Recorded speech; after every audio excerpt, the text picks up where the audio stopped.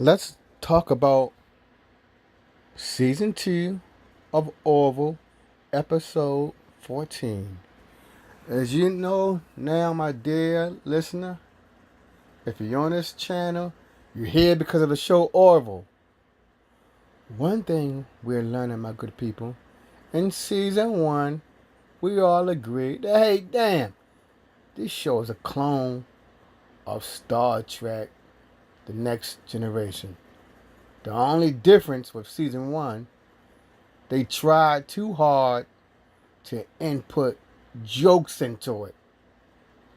They tried too hard to make us laugh. They tried too hard to separate themselves from the Star Trek universe.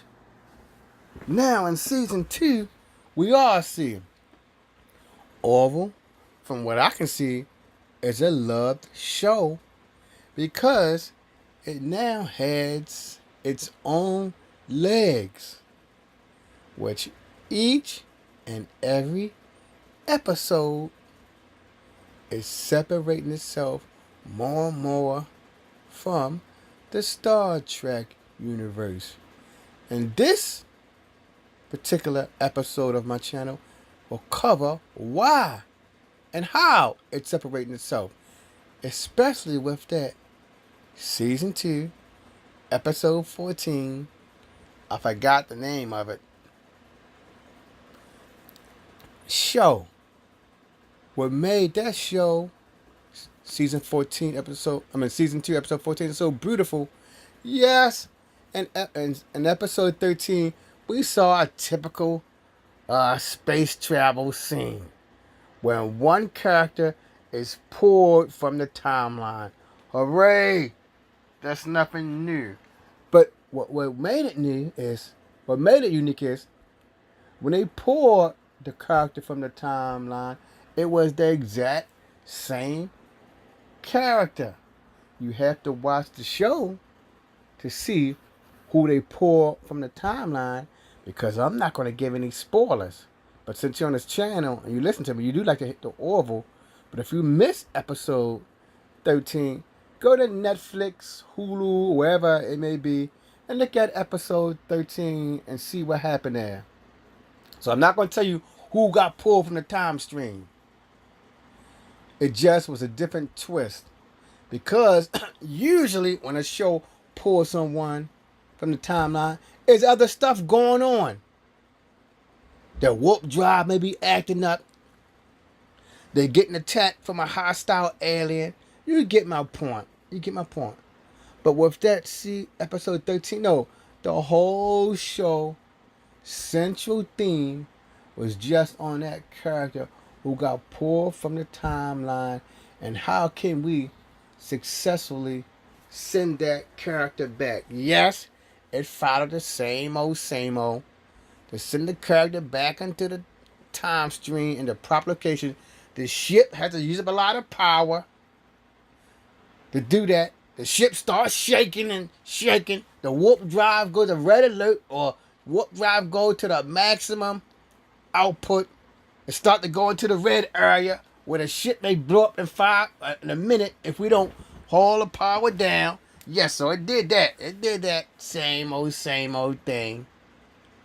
But I said the whole show was just devoted to that character. No other catastrophe struck the ship. So, in that particular universe, the crewmen was just going about their daily life.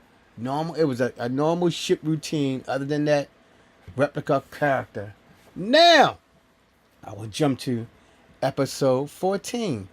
That was unique.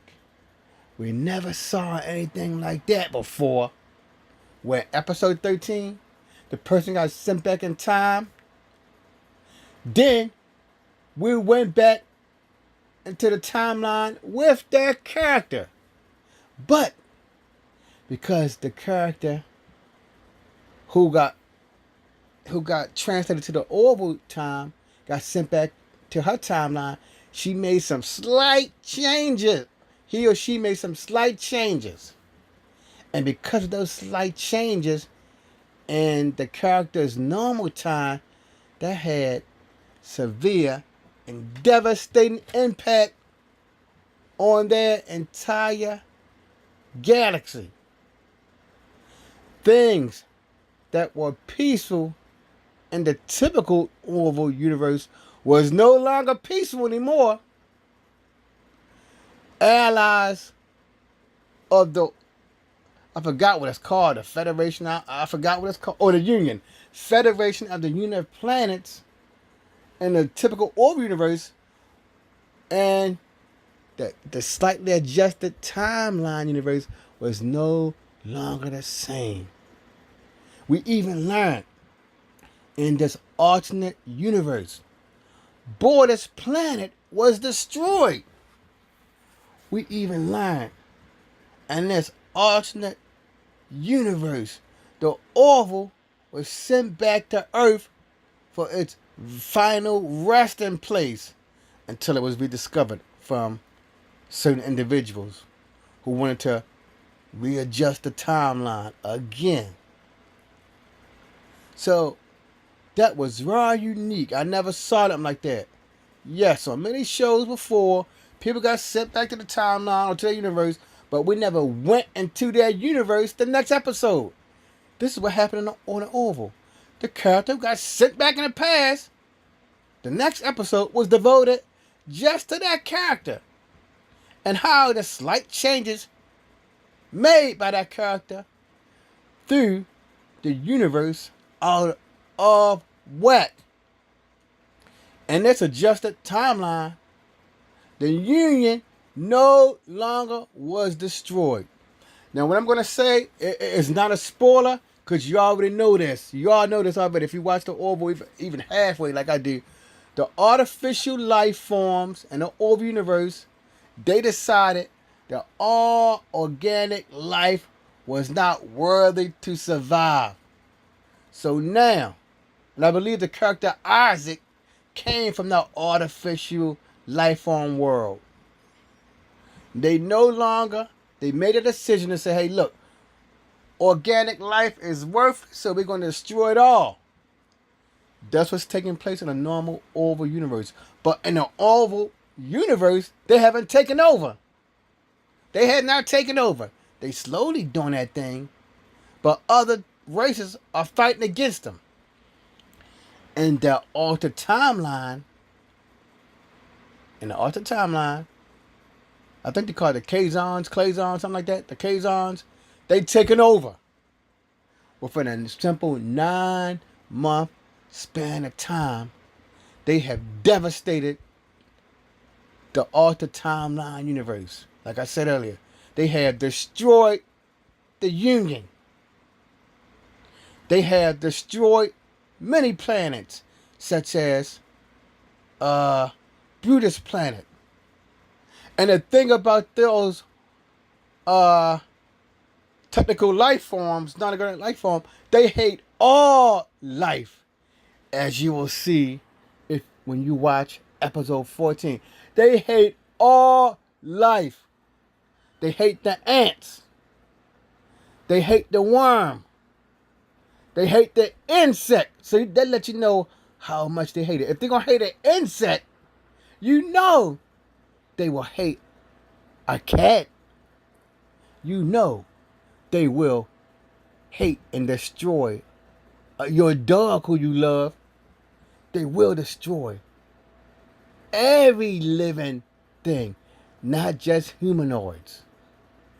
The Kazons, or Clazons, whatever they call it, will destroy everything that's organic. They just don't care. They don't care about the newborn puppy. They don't care about the newborn kangaroo. They don't care about the newborn cute looking baby elephant. If you are organic, you are their enemy. And from their classifications, you are not worthy of life. That what season 2 of the Orville episode 14 was about in a nutshell.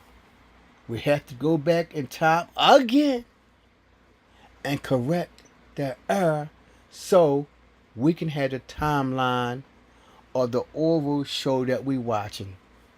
Because if the timeline get altered in the slightest way, in the slightest manner, the Kozons, the artificial life form, will attempt to devastate the universe. But me, good people, I know how to kill the artificial life form. I know what to do to them. This how you kill them artificial bastards. You have to be a creature based off of energy.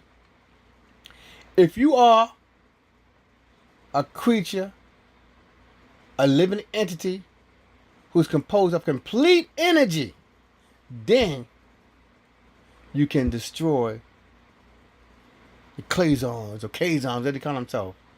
If you organic and you solid, you're done. You have to be a shapeshifter, like in some of the Star Trek, like in some of the Star Wars universe. If you are a shape-shifting entity, if you are an energy-based entity, if you are a water-based entity, that is your only way of gaining their respect. Solid, organic life forms are not respected by them. Maybe someday the Orville will present shows like that. An energy creature who come to their world and kill half of them. Half of them get killed by that energy-based life forms. Now, it cannot be one energy entity because they probably can make a containment field for you. It has to be thousands of them. Hundreds. They cannot stop you then. Alright, so thank you for stopping by my channel. Listen to my review of The Orville, Season 2, Episode 14. If you like my discussion, give me a thumbs up. If you have any comments, leave a comment. If you like what I talked about, share it on Facebook, Twitter, G+, whatever social platform that your heart loves and adore. Have a good day.